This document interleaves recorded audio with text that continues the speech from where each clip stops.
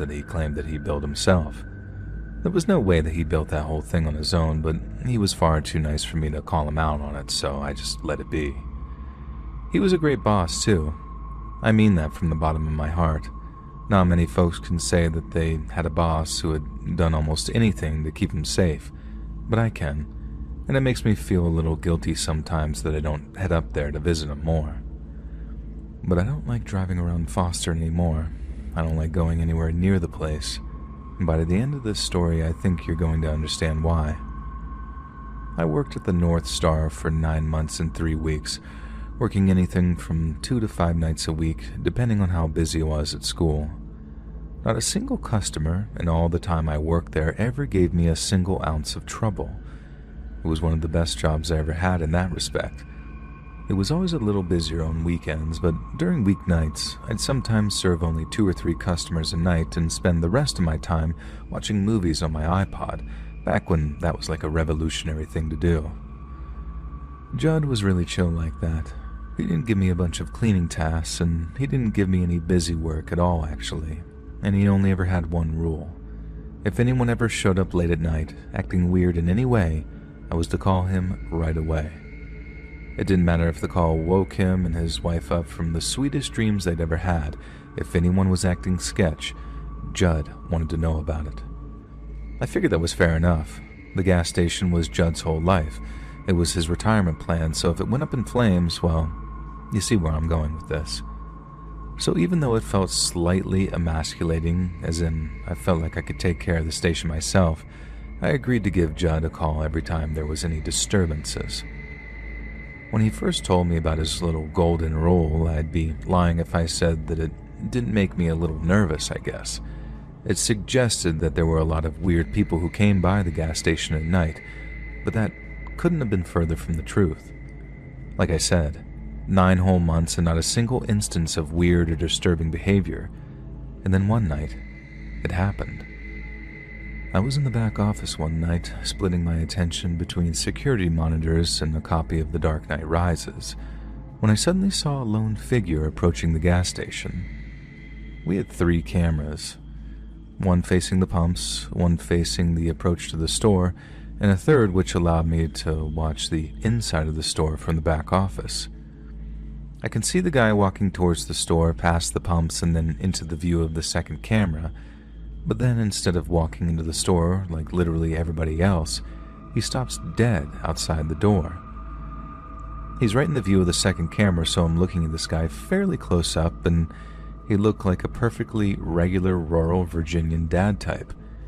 He looked like he had work boots on, some faded jeans, and a baseball cap with some kind of hunting or fishing logo on it. Literally the most unremarkable looking guy that could ever walk through our door. But his behavior most definitely got my attention.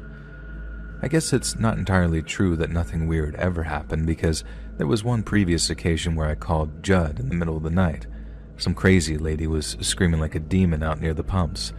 It was a Saturday, and it had to be maybe 4 to 4:30 in the morning, but just like Judd said, I gave him a call at his house.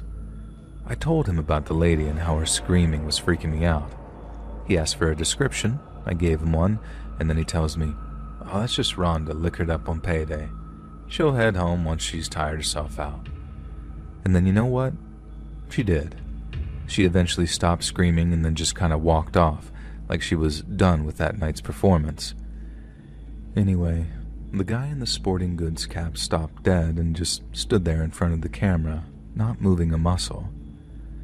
Not nearly as freaky as screaming like a banshee, but still weird nonetheless.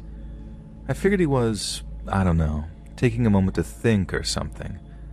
But then, as I'm watching him, his head starts slowly moving, turning his neck until he's staring into the camera lens. I know it was just an illusion, but it felt like he was staring directly at me, and that was easily one of the most unnerving sensations I've ever experienced. Once the guy's behavior reached a concerning level of weird, I grabbed the phone and called Judd. I didn't even feel emasculated doing it either. Whatever that guy's problem was, it wasn't meth. It was something way scarier than that. Judd picked up the phone, then once again he asked me to describe the person acting weird. I started describing the guy, and then The next thing, Judd slams the phone down. I look back at the screen and the guy's disappeared from view, but he's not in the store either, so I'm thinking, where the hell's he gone? But at the same time, I'm also thinking, why did Judd just slam that phone down on me? He told me to call him if something weird started to happen, and the first time he sounded sleepy but pretty calm, so I was wondering what was so different about that time, when I suddenly see him on the monitors. Judd was running towards the gas station in nothing but his boxer shorts and a wife beater, and he was carrying a shotgun in his hands. He burst into the store and asked me where he is. Then when I say the guy just disappeared, and that I think he just walked off, Judd runs past me into the office to check the monitors. I'm freaking out too, because what the hell is he carrying that shotgun for? But no matter how many times I asked him what's going on, he kept silencing me and telling me that I needed to concentrate as he ran back to the security footage to get a look at the guy's face. I watched him, rewinding the footage until he finally found what he was looking for, and when he did, I watched Judd turn completely pale. Whoever it was, Judd was terrified of him. So terrified that he felt the need to come running over with a shotgun to protect me, and then that scared the hell out of me too. Judd sent me home that night after calling the cops, and the next day he called to say that he'd understand if I didn't want to come back to work. I asked just one time if he could tell me who the man was, and Judd paused and then repeated the part about understanding if I didn't want to come back. I thanked him for the job, wished him luck, and then just hung up. Like I said earlier, I still feel guilty about not going up to see him more. He was a great guy and a great boss, but without knowing who that guy was, without knowing why Judd was so scared of him, I couldn't put myself in the position of working for him anymore. I didn't want to die for some stupid gas station job, no matter how cool my boss was. And if there was a guy out there who scared the hell out of one of the toughest sons of bitches I'd ever known, then what chance in hell did I have?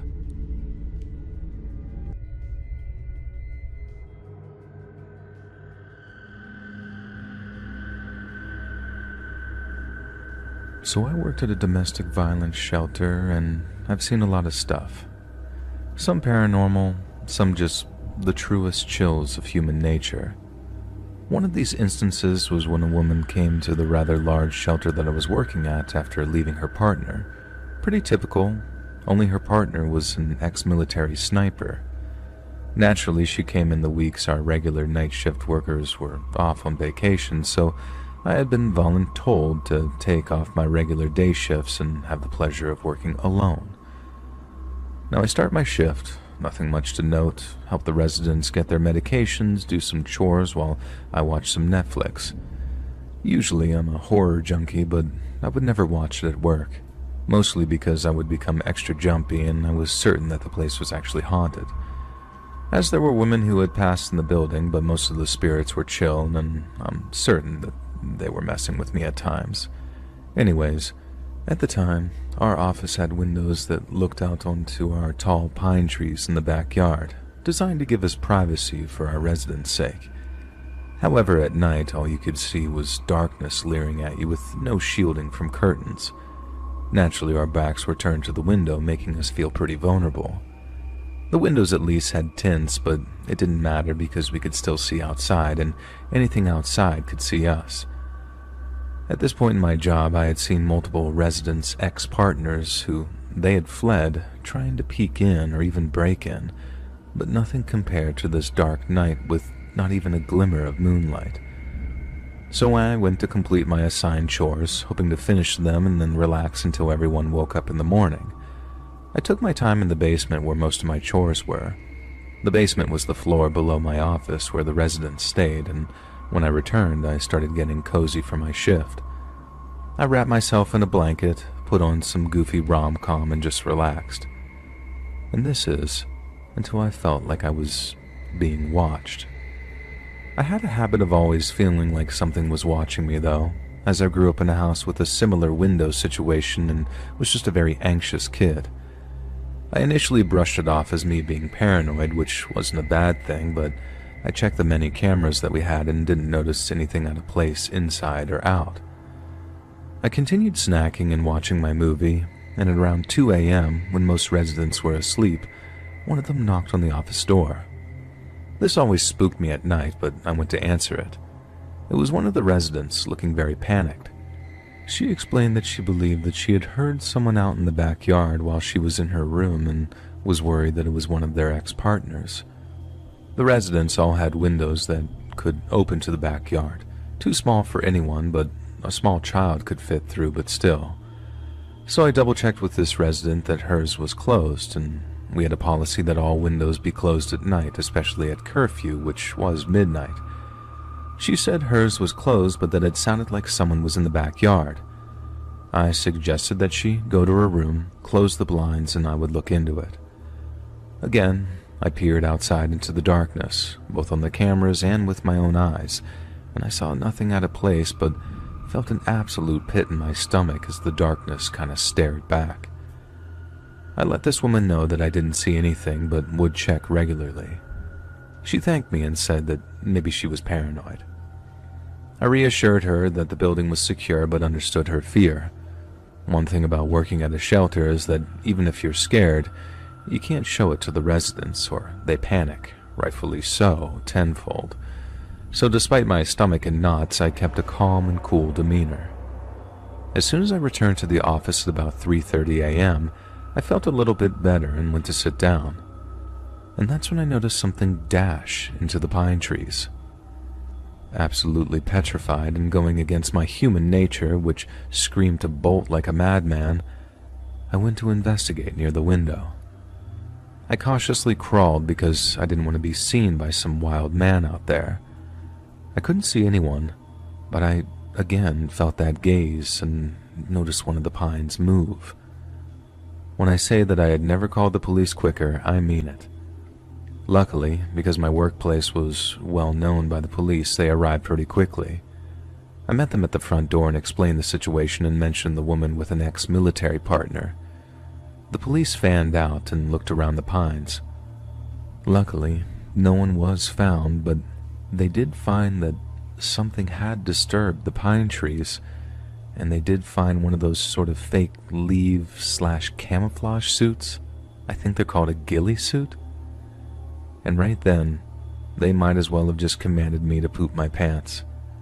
They suggested that it was possible someone with a military background was in the pine trees trying to scope out the shelter, and I felt like I had just lived 3 lives in one night. The police said that it appeared the person had left, likely after seeing the flashing red and blue lights. They then left and said to call back if I felt unsafe again. The rest of the night was uneasy until my manager and other coworkers came in. Luckily, I had never seen curtains put up so quickly and security guards hired. And this happened while the woman and another resident with an ex in Hell's Angels were no longer with us. I have no certainty that it was that ex-military person, but based on how I felt that I was being stalked like prey and how she had described her ex-partner, it truly did feel like him.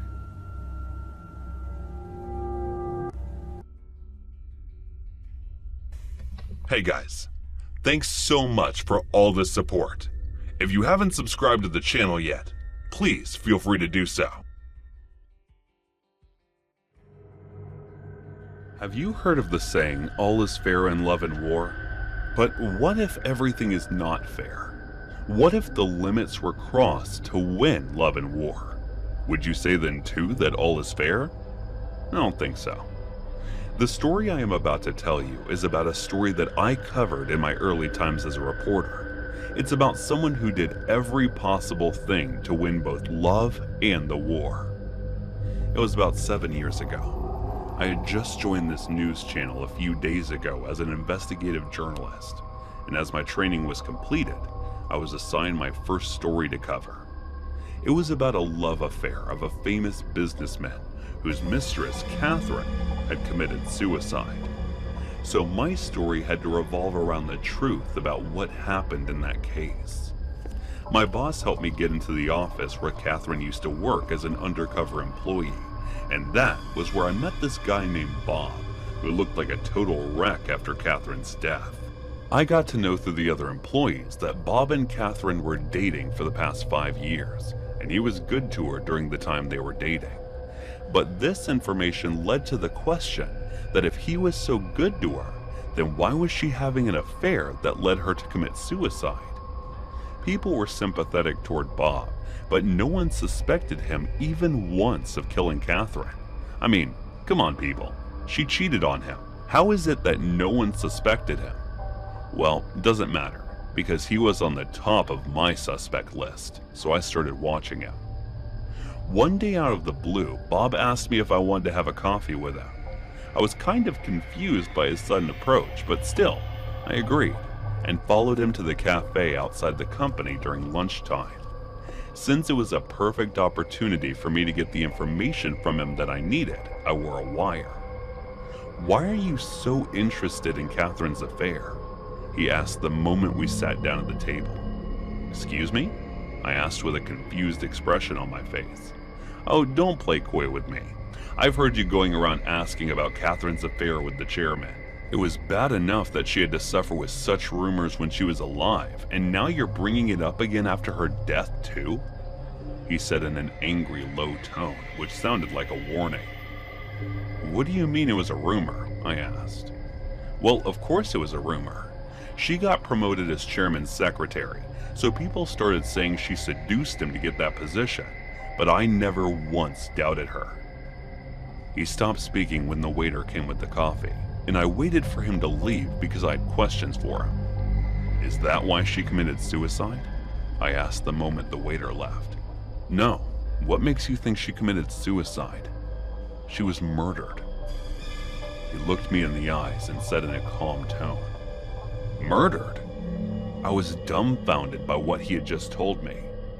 "Enough about that. Now tell me, why are you running around your mouth and asking questions about her?" He leaned back and asked in the same calm voice he had since we arrived at the cafe. For some reason, it was terrifying the hell out of me. Luckily, I had a solid story prepared as an excuse if someone were to get suspicious of me, so I used it. I told him that the two of us used to be best friends back in Dunfermline, where she used to live during the time of her high school, and when I found out about her suicide, I wanted to know the truth about what happened. It seemed like he believed me, and then we got back to the office. I couldn't shake it off my mind, the way he told me about her girlfriend's murder calmly, and what surprised me even more was that he hadn't reported it to the police yet. After that little conversation of ours, he went back to being hostile toward me, the way he had been since my first day in this office. Anyway, it was the day I was working overtime, and no one was around at that hour, when I heard someone's voice coming from the chairman's office. It was hard to figure out who it was and what they were talking about, so I went a little closer to eavesdrop. "Watch your mouth, brother, or else I might slip out about us sharing the same DNA to the media. It's not the only secret that I know about you." It was Dan's voice that I recognized in an instant. "What do you want, Daniel? Why are you doing this?" The chairman's voice sounded tired, as if he was on the effect of some sort of drug. "What else do you think? I want to win back what was supposed to be mine, so just sign these papers and your secret will be safe with me." Dan's tone was the same terrifyingly calm as before. "Why are you doing this, Dan? First you killed Catherine just because she dumped you, and now you're doing this." "I killed her?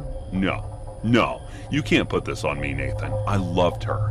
She was only dumping me because you brainwashed her against me, so her blood is on your hands. I was never going to let you have her through deceptions. That's why I killed her. Now sign this quietly." I couldn't believe what I had just heard. I wasn't able to record the entire conversation, but I managed to record Dan's confession about murdering Catherine. After a few more minutes of listening to their conversation, I left because my cell phone started vibrating and I couldn't risk getting found out. As soon as I left the office building, I gave a call back to the director and told him that I was finished with the story I needed. The next day, the story about Dan being the murderer along with him being the chairman's brother, was shown live on our news channel. But it was soon followed by the news of another suicide that was of none other than Dan himself. I did not get his story this time, but I received a thank you letter from the chairman's wife, which said, "Thank you for your support and for helping my husband win this." I checked the envelope, and it had a check for $1 million in it. I smiled, thinking about how I edited out the part of the recording about Chairman Nathan's wife's involvement in Catherine's murder. She was the assistant director of the company, and when I was leaving the building that night, she caught me. Dan did not act on his own. Carla was the one who manipulated him into thinking that it would be better to kill her instead of letting Nathan have her. She made a pretty good deal with me. She told me if I would be able to dump it all on Dan, that she would give me enough money that would satisfy me. Well, it was my first job, and I needed the money, so I accepted her offer. I won't say I don't regret it. I do, sometimes, but not that much. It's because I know that she did it for love, and she would have gotten out of this by using her money anyway. So why would I feel guilty about something that has nothing to do with me? She won the war her husband was having with his brother. So as a result, she won her love back as well, and I got the money I needed. I would not call this fair. Instead, an unfair win-win situation.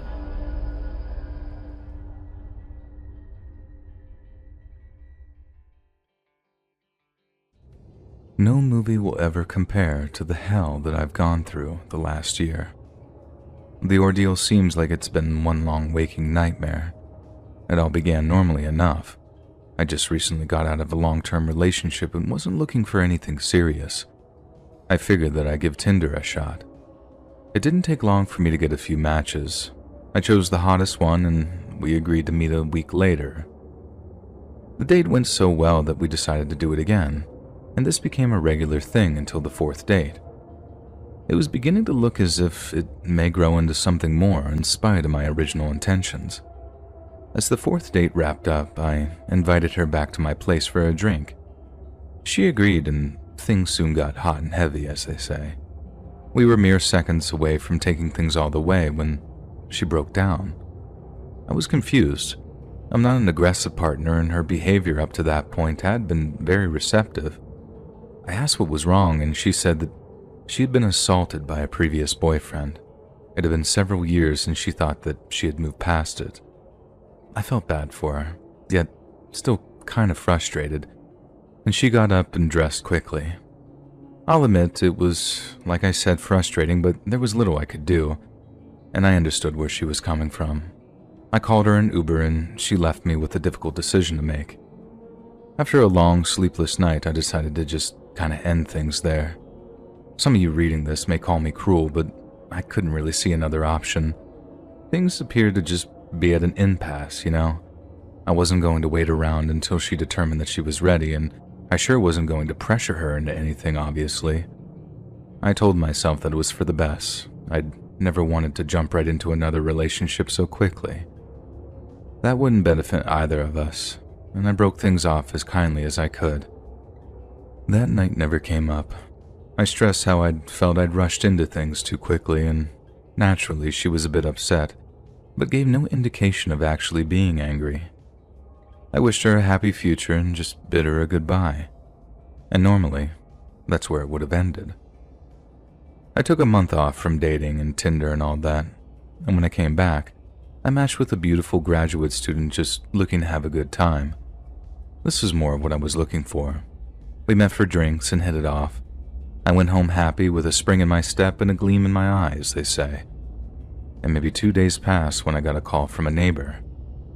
He informed me that there were leaflets posted all around our neighborhood, calling me an attempted predator. I thought this was his idea of some sick joke, and definitely not a good one. I laughed, but he assured me that this wasn't a laughing matter.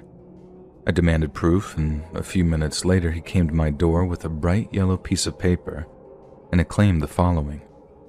On the night of Friday, November 19th, 2021, I was invited on a dinner date with Mr. My Name.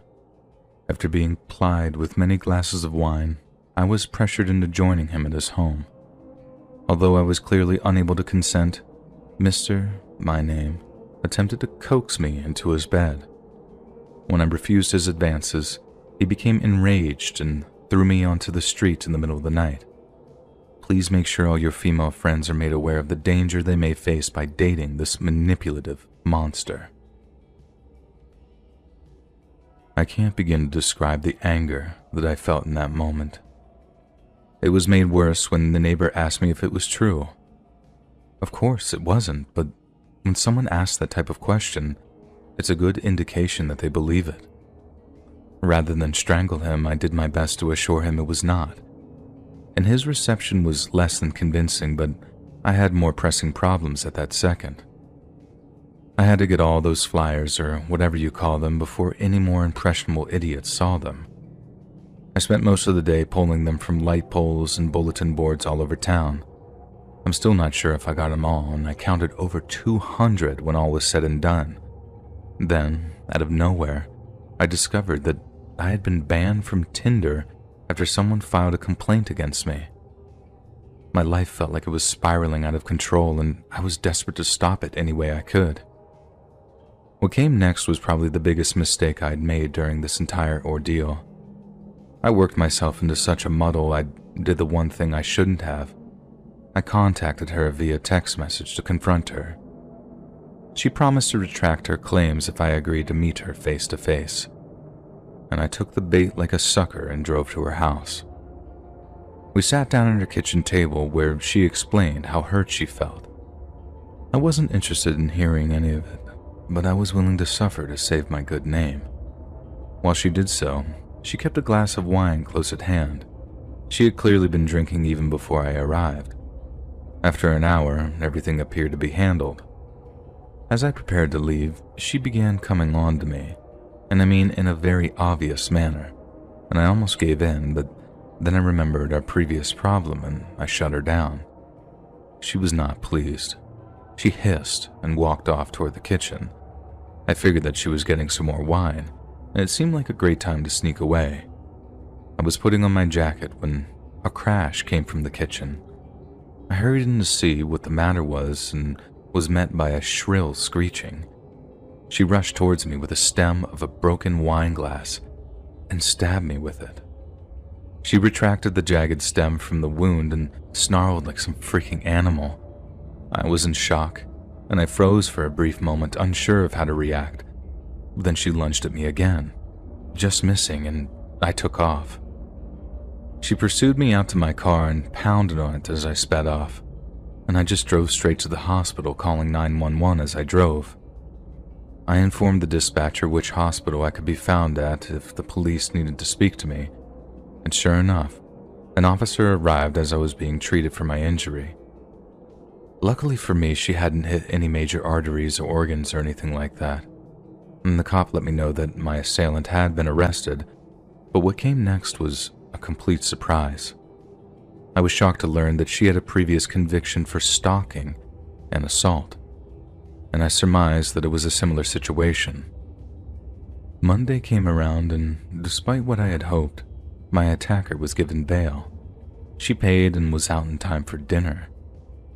I was furious and gave the assistant DA a piece of my mind, and while I waited for the trial day to arrive, I remained in a constant state of fear.